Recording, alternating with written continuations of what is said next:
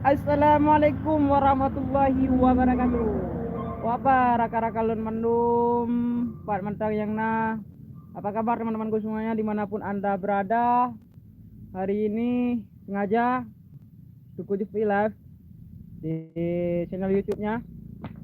Inilah kegiatan Tuku Jufri. Nyo kebut raka-raka-lun mandum.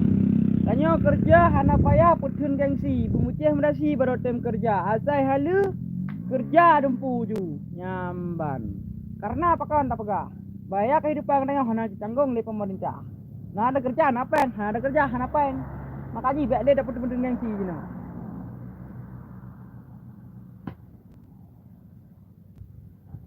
Kerja cumcor, maduk, bak break sagai.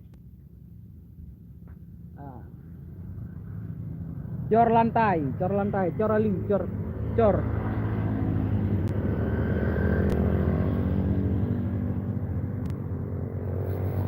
Oh ilong ah.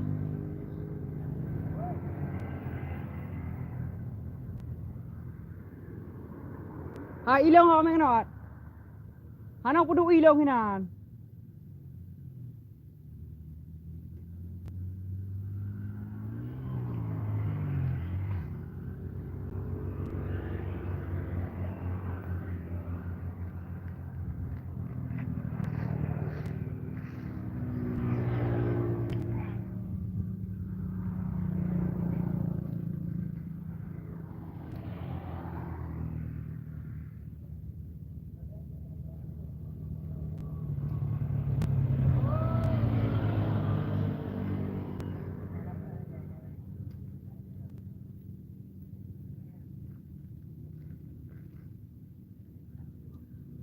Bagi rakan-rakan yang nana perlen tu ampun kuda, ampun kameng, ampun limo, kamu nak mengiling sagai no, ji pakai ke ampun kuda, ji pakai ke ampun limo, ampun kameng, ampun itik, ampun mana, kau ji ampun binatang yang pajak-pajak buat meriah lah.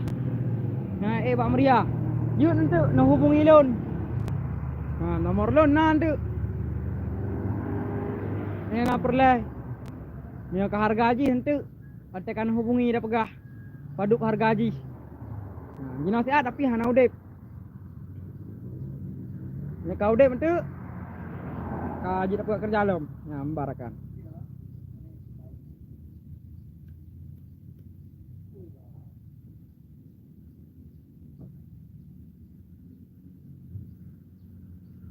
Kegiat lah rakan.